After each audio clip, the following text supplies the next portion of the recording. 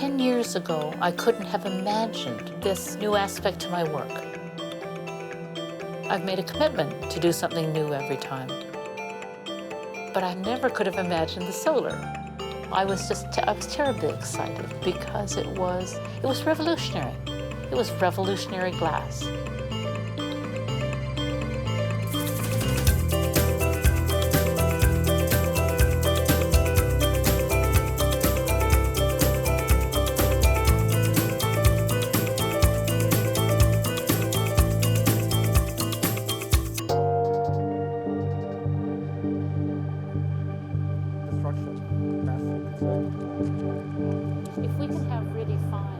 I have been interested in every project to bring something new, to try some new glass technique.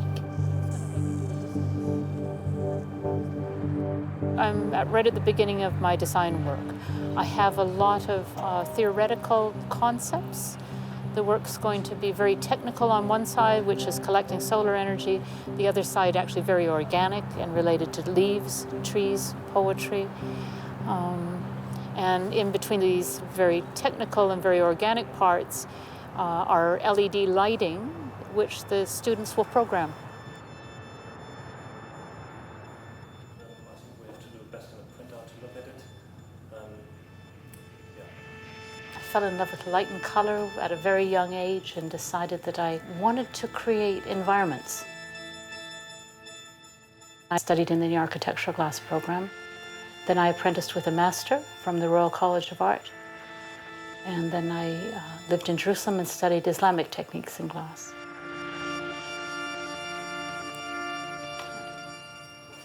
And bring on, look at the difference in this, right?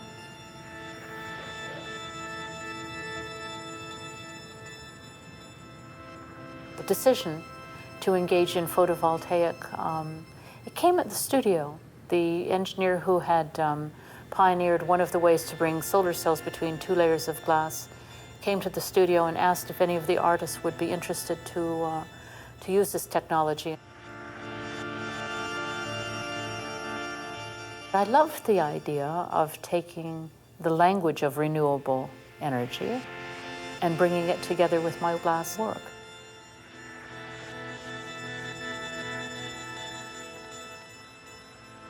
I was really interested because I saw it as a possibility to use the solar cell as a symbol.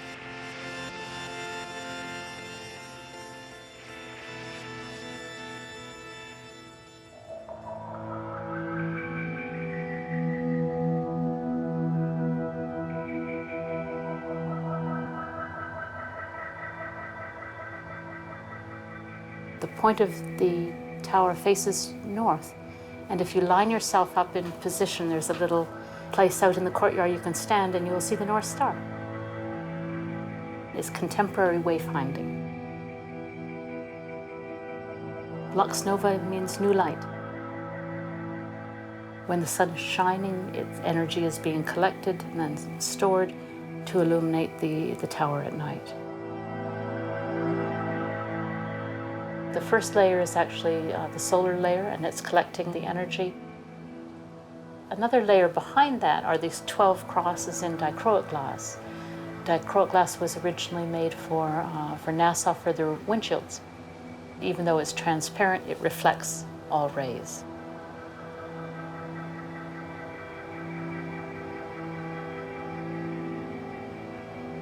The next layer is the Lourdes Prayer in Aramaic. It kind of is woven very much into the fabric of the artwork. And behind that is this kind of waterfall of light. And so all of these things kind of come together. What is really interesting for me is to take sustainability and make it incredibly creative and imaginative and beautiful.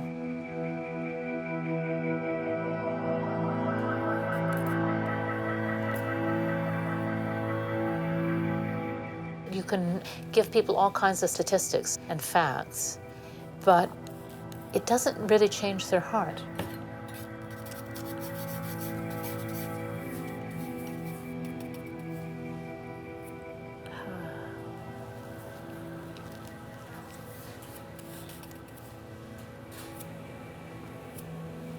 Makes it very interesting.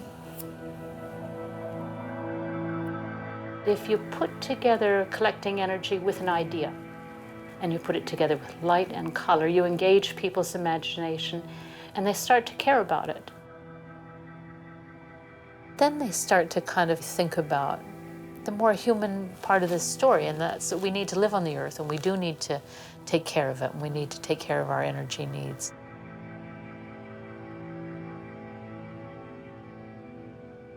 It's just enormously rewarding because you're really doing the things you believe in, and everything is different every time. That's a wonderful part of design work, is that for me, every new project is a new opportunity.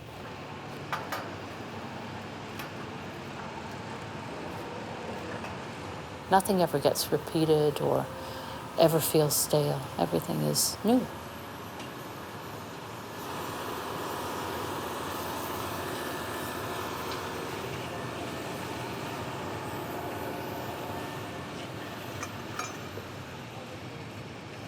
Beautiful.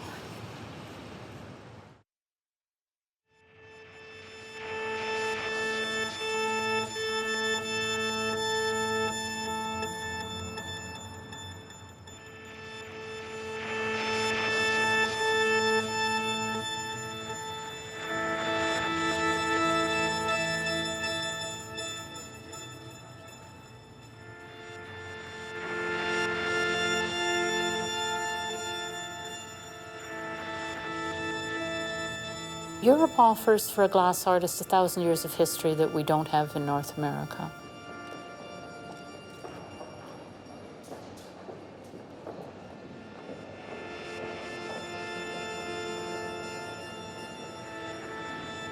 After the Second World War, the Germans totally took the lead. They turned their backs on nostalgia and romanticism, and they were very anxious to make kind of a fresh start.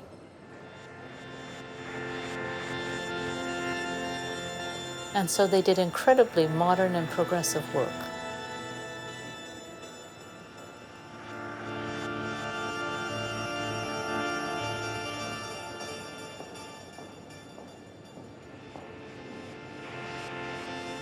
The studios that were already fairly large got larger, got great facilities, and were in a leading position, and have been for a good 50 years in world class. I like the idea that I'm part of language that's been in the world for 1,000 years. I'm adding my story to the existing one, to the history of stained glass.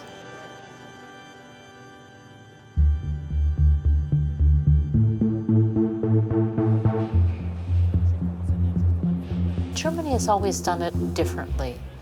They have had large workshops which had a number of craftspeople, and they worked with outside artists, or they think of themselves as being the orchestra for the artist, and the artist is the maestro or the conductor.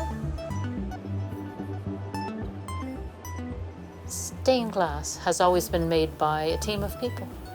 Glazers, cutters, designers, people who installed. It's been teamwork, even at the very beginning, 12th century.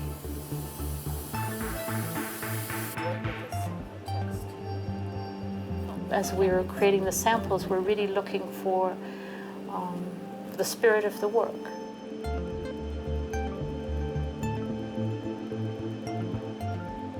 It's a constantly evolving and always creative process. We will have dozens of different processes and perhaps half a dozen different technicians. Steps involve cutting the patterns and hand cutting the antique glass. This antique glass is then laminated to our base glass.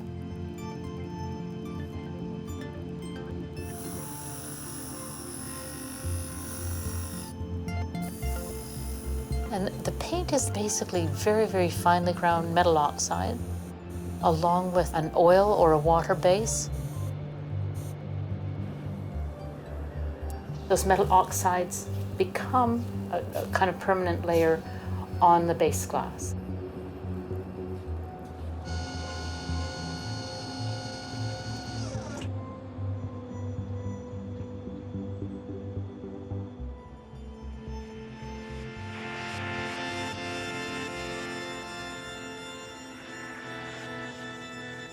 The initial process is always a fairly internal one.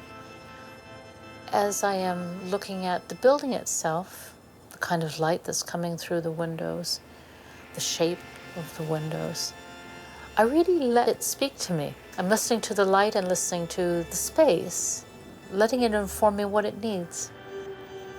Okay, on this one. Maybe we don't worry about the green in Good. this one, okay?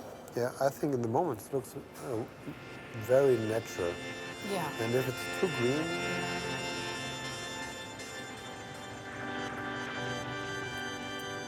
I see what you mean by these lines of light here. It's just so you can, so you get these lines. That you can see the violet and so. Yep. Merkst, es wird, ist okay. Nur, dass man sieht, dass es farbiger wird, wenn es mehr Licht kriegt. The idea to put together art and energy came out of working in Germany. Couldn't have happened anywhere else. They've made incredible advances in renewable and green energy.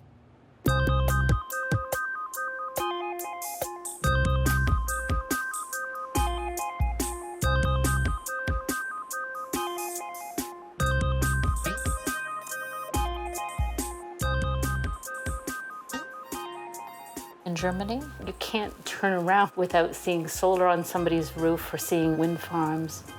They don't have oil, and they don't have natural gas.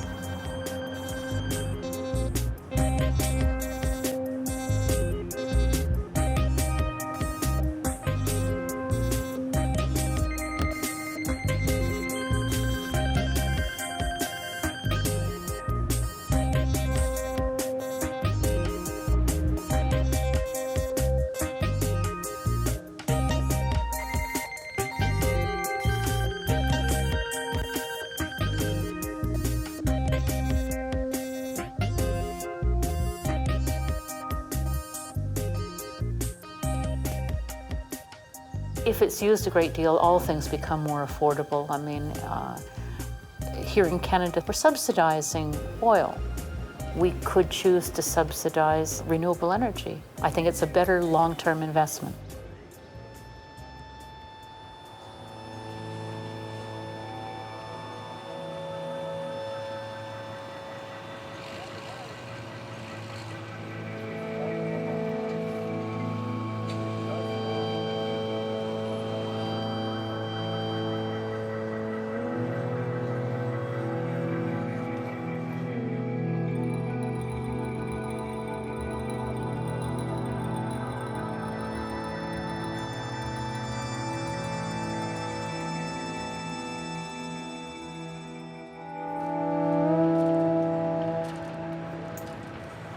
Top of the world.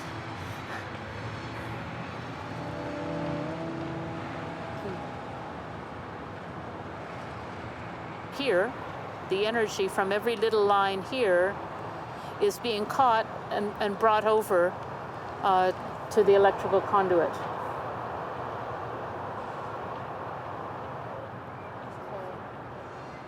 When you're up close, what you see is the real beauty of the cell itself and its crystalline structure. And as you move from different angles, it becomes kind of a cold blue and silver. And then here it looks warm green. And the combination of the crystalline structure and these lovely feathery little silver lines of the wiring and the splatter of the paint. This is something that you can only really see up close, is the texture of the paintwork itself.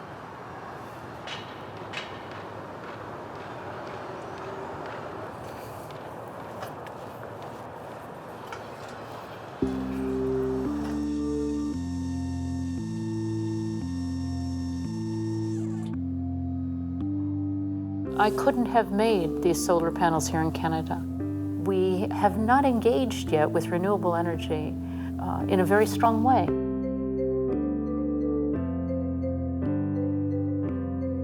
And if we have a couple of things that are beautiful and high profile, more will come. And then hopefully people's minds and hearts will be changed. They'll be more interested to use it. And then it means that we will be able to do it here.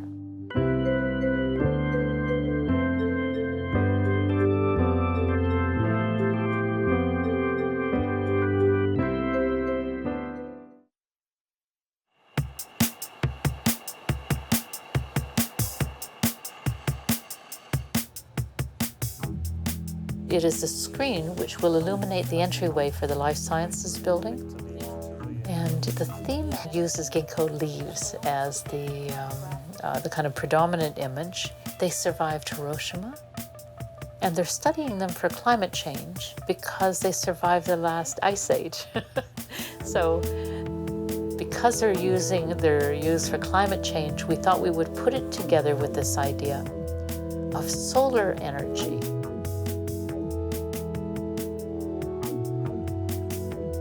How it will all come together is still something that will happen on site. I'm very excited to see it.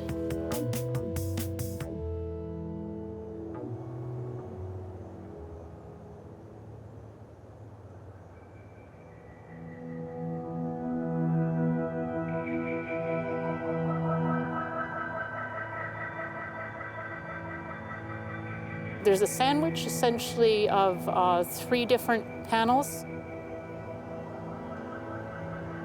The painted surface that we're seeing here is a digital print along with hand painting. And then in the middle is a sheet of LEDs. And on the far side is solar energy collectors. And so they're all sandwiched within this frame.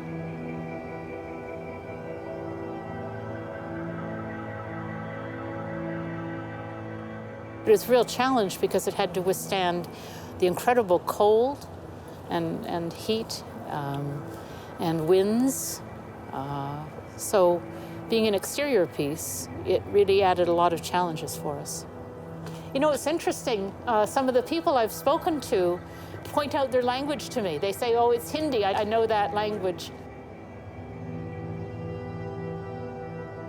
It's in Italian, Portuguese, Spanish, and French. And then in the English one here, there should be one more line from Goethe's poem. One of the ways it looks nicest is in the Japanese. And the Japanese also love ginkgo trees.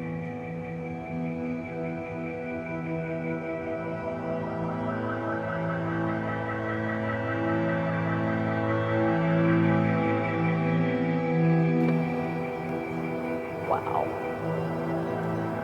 Wow, wow, wow, wow.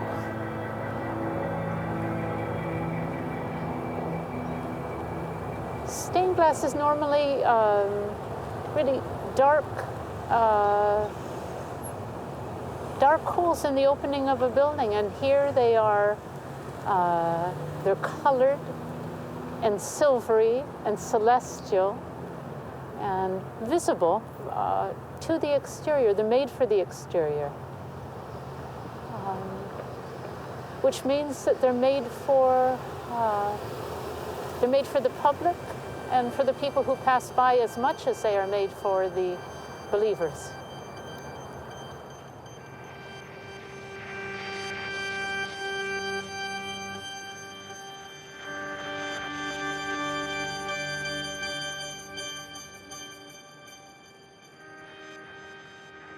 Technically, tons of big challenges because every single window size and shape is different, and that meant all of the usual work that was done in photovoltaics had to be done by hand and hand soldered. There's 1,113 solar cells.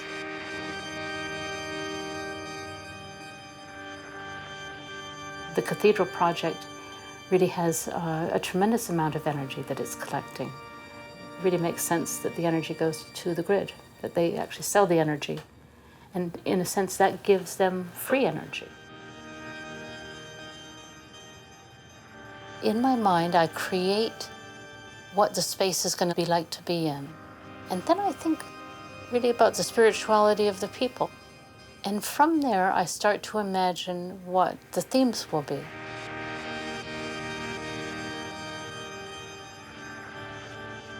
They're Christian themes, but I also wanted to tie it into the prairie. I wanted to tie it into prairie light and prairie culture. And so I thought about the themes in terms of the mysticism of the sky. These windows are proclamations, you know, they're places for story and message, not for decoration. of the themes that was really important for me was to develop universal themes about creation, regeneration, life and death.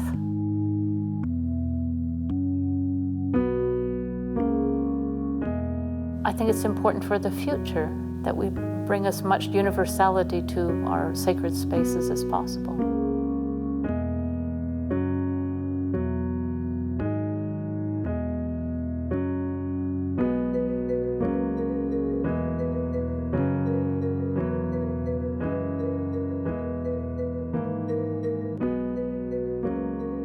I love these windows for the fact that they are about the future. And then nobody else in the world has done this yet. I love the fact that it's happening here in Canada.